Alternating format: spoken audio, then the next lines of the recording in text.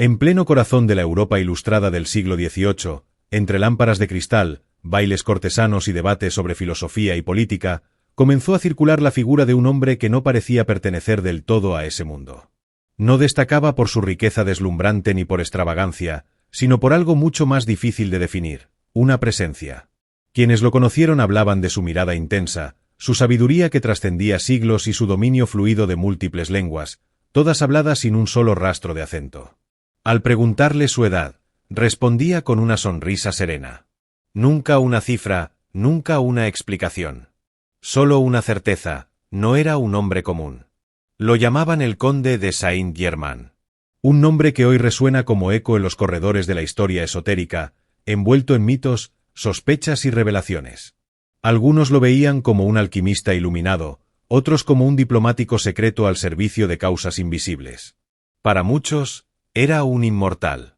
Y no se trataba de rumores populares, sino de testimonios directos de nobles, reyes, artistas y científicos que aseguraban haberlo conocido en diferentes décadas, siempre con la misma apariencia, siempre rodeado de misterio.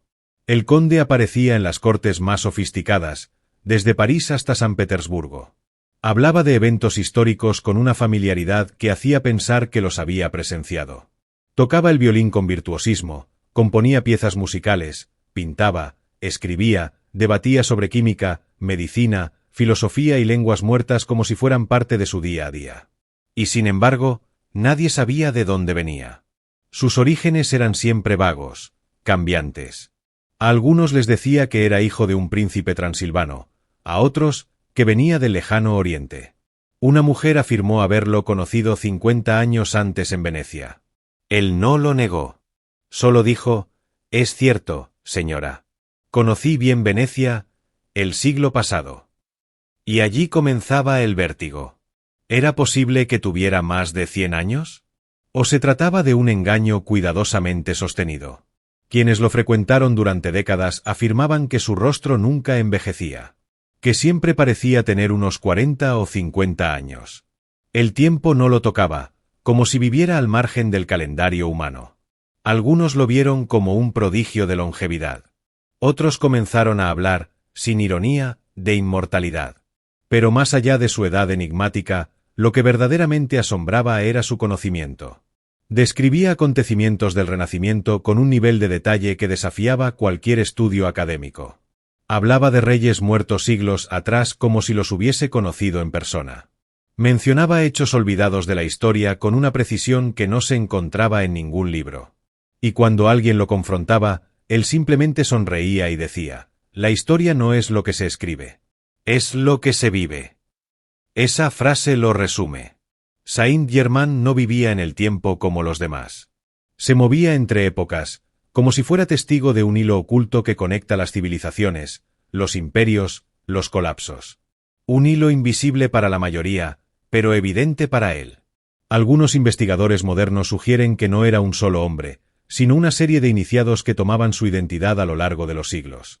Otros insisten en que fue un solo ser, un maestro espiritual encarnado que había trascendido las leyes físicas del tiempo y la muerte. Pero lo cierto es que en los registros de la época aparece como una figura real, documentada, mencionada por embajadores, ministros, condes, reinas. En cartas privadas, diarios personales y actas oficiales. Incluso cuando no se entendía quién era, su influencia era palpable. Un diplomático sin cargo oficial que mediaba entre reinos. Un alquimista que transformaba metales y purificaba diamantes. Un hombre sin patria, sin linaje definido, que parecía operar bajo una misión silenciosa: elevar la conciencia de la humanidad desde dentro del sistema, sin romperlo, sin confrontarlo, sino impregnándolo de algo más alto. Así comienza el misterio del conde de Saint-Germain. No como un mito nacido en Internet, sino como una figura documentada que desafió todas las categorías del pensamiento racional. Un hombre que vivió en un mundo regido por la razón, pero que encarnó lo inexplicable. Y cuyo legado, aún hoy, sigue provocando preguntas profundas. ¿Es posible vivir fuera del tiempo? ¿Puede un ser humano alcanzar un nivel de conciencia que trascienda la muerte? ¿Y si la historia oficial no es más que la superficie, y figuras como él han estado guiando los procesos ocultos de evolución desde las sombras? Tras su aparición en Londres en 1743, donde sorprendió a la alta sociedad con su virtuosismo musical y su dominio de múltiples idiomas, el conde de Saint-Germain comenzó a moverse como un espectro elegante por las cortes de Europa. En Francia, en la corte de Luis XV, capturó la atención de los más altos círculos sin ocupar ningún cargo oficial. Nadie sabía quién lo había invitado, pero una vez allí, todos lo escuchaban. Su sabiduría sobre química, medicina, alquimia y arte era tal que muchos lo consultaban como si fuese un sabio antiguo reencarnado. Sin embargo, cada vez que alguien intentaba ahondar en su origen, él desviaba la conversación con cortesía. Podía pasar horas hablando sobre la infancia de monarcas fallecidos hacía siglos, o describiendo con precisión las dinámicas de cortes renacentistas, como si hubiera estado allí. Algunos lo acusaban de mentiroso, pero cuando se le pedían pruebas o demostraciones, siempre tenía una respuesta, una carta, una joya o un testigo que validaba su presencia en eventos históricos aparentemente imposibles para alguien de su edad. Una de las leyendas más impactantes surgió de un encuentro en la corte con una condesa que afirmaba haberlo visto 50 años antes, en Venecia. Cuando se lo dijo, él simplemente respondió: «Es cierto, señora. Estuve allí». La condesa, perpleja, murmuró que eso significaría que tenía más de 100 años. A lo que él contestó, con una sonrisa serena: «Eso no es imposible». ¿Era un mito cuidadosamente cultivado? ¿O un indicio velado de una verdad más profunda? Los testimonios comenzaron a acumularse. Personas distintas, de países distintos, lo describían siempre igual, sin envejecimiento, sin cambio alguno en su apariencia. Y su conocimiento de alquimia no era simbólico. Tenía laboratorios reales donde trabajaba con metales, esencias y fórmulas desconocidas. Algunos afirmaban que lograba mejorar la calidad de los diamantes, corregir sus imperfecciones. Otros decían que tenía el secreto de la transmutación. Nadie lo vio envejecer. Nadie lo vio enfermo. Y sin embargo, nunca ostentaba poder directo. Lo que hacía era otra cosa: influir desde las sombras. Aparecía en medio de negociaciones entre potencias en guerra, proponiendo acuerdos, ofreciendo mediación sin representar a ningún gobierno. En plena Guerra de los 7 Años, fue visto en La Haya tratando de detener el conflicto entre Francia e Inglaterra. No tenía documentos oficiales, y sin embargo era recibido con respeto, como si todos supieran que había algo más grande en juego. Que él sabía algo que los demás no sabían. Su riqueza también era un misterio. No tenía cuentas bancarias conocidas, pero siempre vestía con telas exquisitas, llevaba joyas únicas y se desplazaba con comodidad por las ciudades más caras del continente. Cuando alguien le preguntaba de dónde provenía su fortuna, él simplemente sonreía y decía: «La verdadera riqueza no se cuenta en monedas». Ese tipo de respuestas no eran evasivas. Eran declaraciones que dejaban entrever una comprensión diferente de la realidad. Como si viviera en otro nivel, en otra capa del mundo, paralela a la nuestra, pero más amplia, más antigua. Algunos lo acusaban de ser un charlatán, un hombre que usaba trucos para impresionar a los poderosos. Pero otros veían en él un sabio que había elegido jugar el juego del mundo para guiarlo desde dentro. En su círculo íntimo, con aquellos en quienes confiaba, hablaba de principios alquímicos que no solo transformaban metales, sino también el alma humana. Decía que el verdadero trabajo alquímico no era fabricar oro, sino convertir el plomo de la conciencia en luz. Enseñaba que el alma debía ser purificada, que la transformación espiritual era el propósito más alto de la existencia. Y muchos de los que lo escuchaban, hombres y mujeres de ciencia y poder, salían de esas conversaciones transformados, como si hubieran recibido un impacto que no podían racionalizar.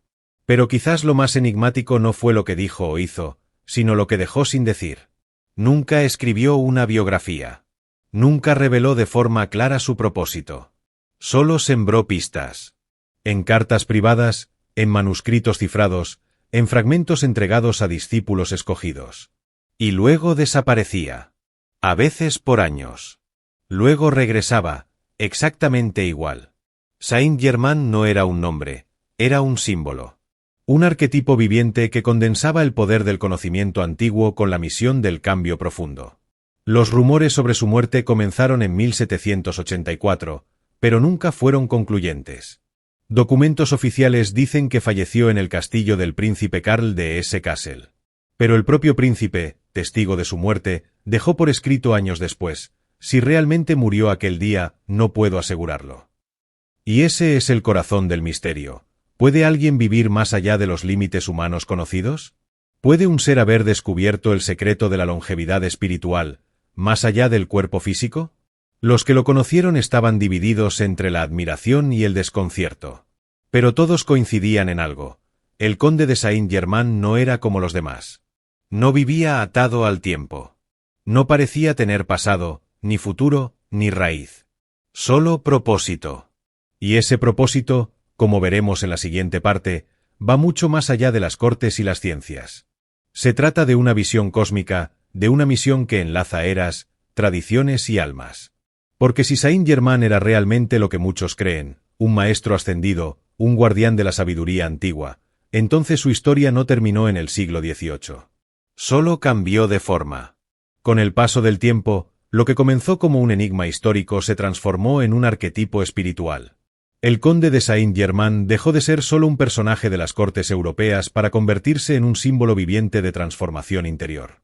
Su figura empezó a trascender los límites de la biografía convencional para habitar el espacio del mito, del símbolo, de lo que toca algo más allá de la razón.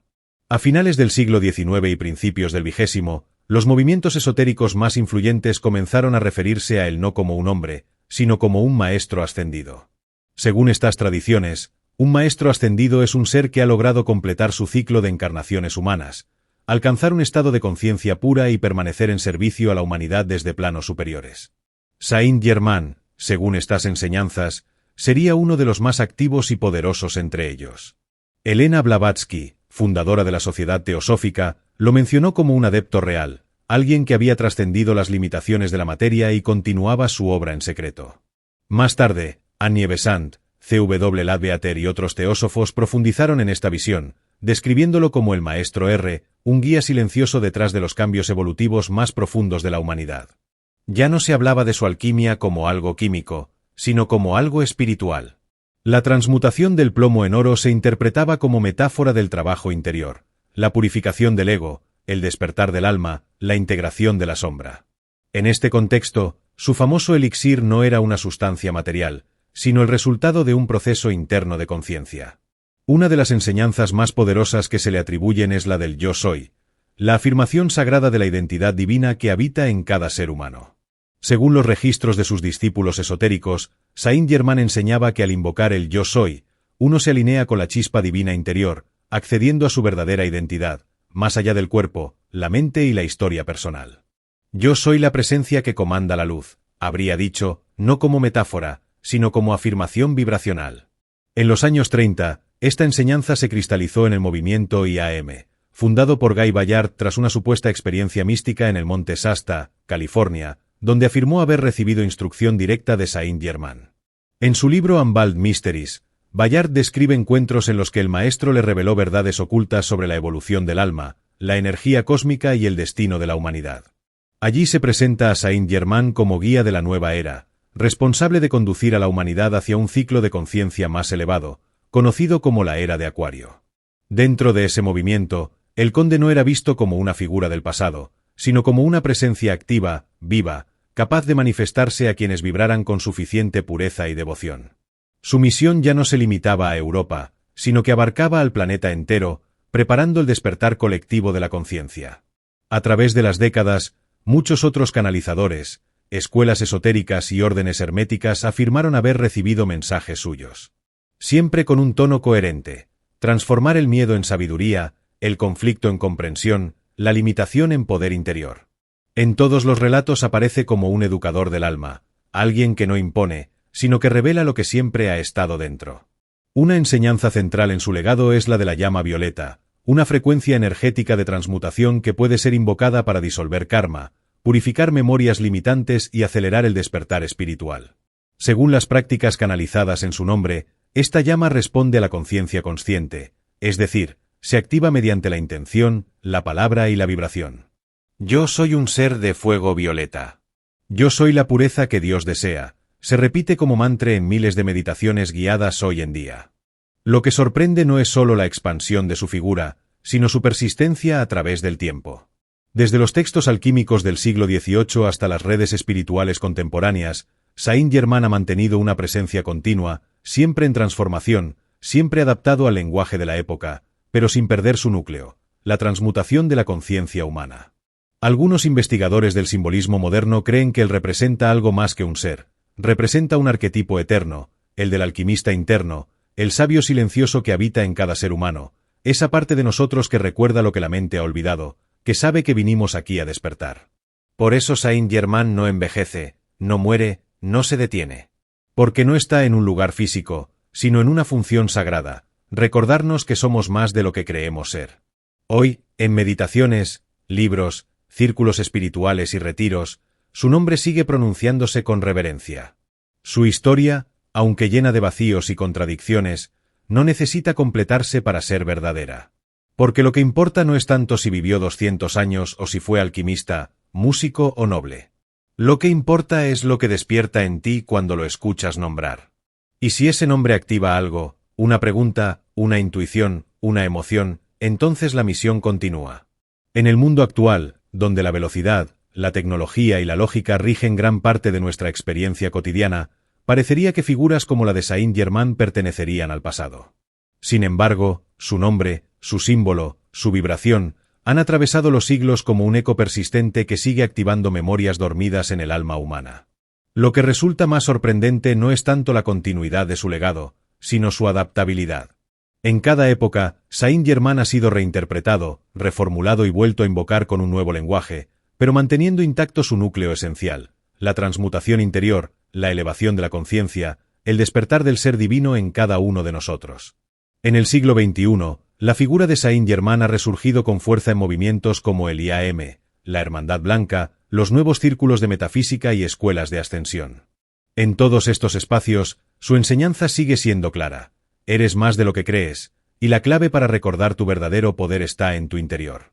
El concepto de la llama violeta, por ejemplo, ha adquirido un protagonismo particular en la espiritualidad moderna.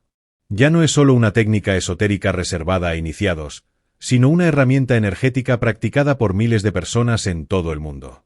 Quienes la utilizan relatan transformaciones profundas, desbloqueos emocionales, claridad mental y paz interna. Afirman que al invocar esta llama no solo están purificando su campo energético, sino reconectando con una conciencia más elevada que los guía desde dentro. Esta llama no se ve, no se mide, pero se siente. Y ese es precisamente el lenguaje que Saint-Germain parece haber elegido. El lenguaje vibracional, el que se mueve en lo sutil, en lo simbólico, en lo invisible. Porque su verdadera enseñanza no es una doctrina, sino una frecuencia. Un llamado a recordar, no a aprender desde fuera. Más allá de lo espiritual, su influencia se ha extendido a la cultura contemporánea. Su figura ha aparecido en novelas, documentales, películas, arte y música. Pero más importante aún, ha sembrado un arquetipo poderoso en la conciencia colectiva. El del guardián del misterio, el maestro que camina entre nosotros sin ser visto, el sabio que aparece justo cuando más lo necesitamos. No son pocos los que aseguran haberlo sentido en meditaciones profundas, en sueños reveladores o en momentos de crisis donde una intuición les habló con claridad inesperada. Algunos relatan haberlo visto como un hombre de mirada profunda y serena. Otros, como una presencia que no tiene forma pero sí una certeza cálida y firme. ¿Es imaginación? ¿Es arquetipo colectivo? ¿Es real? Quizás todas las anteriores. En las enseñanzas atribuidas a él, Saint-Germain deja claro que la maestría no es externa. No se trata de seguir a nadie, ni de adorar, ni de esperar ser salvados. Su misión parece ser recordarnos que ya somos lo que buscamos, pero lo hemos olvidado. Él no entrega respuestas, sino que activa preguntas. No promete caminos fáciles, sino una alquimia interior que requiere compromiso, práctica y una intención pura.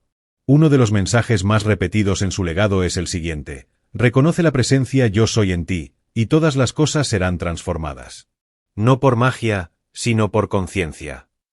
Es una afirmación poderosa, porque trasciende religiones, filosofías o culturas. Habla de lo universal, de ese punto de conexión entre lo humano y lo divino que todos llevamos dentro. En un mundo fragmentado por la información, por el ruido externo, por la distracción constante, su propuesta parece más vigente que nunca. Volver al centro. Recordar quién eres. Transmutar el miedo en presencia, la duda en sabiduría, el caos en equilibrio. Y hacerlo no desde el esfuerzo, sino desde la conexión. Quienes trabajan con sus enseñanzas hoy en día no lo ven como un personaje inalcanzable, sino como un guía interior. Alguien que te dice, en el silencio de tu meditación o en las páginas de un libro, no estás perdido. Estás despertando. En ciertas comunidades espirituales, se le reconoce como el jerarca de la era de Acuario, una etapa de transición planetaria en la que la humanidad debe soltar la dependencia externa y asumir su propio poder creador. No desde el ego, sino desde la alineación con su esencia.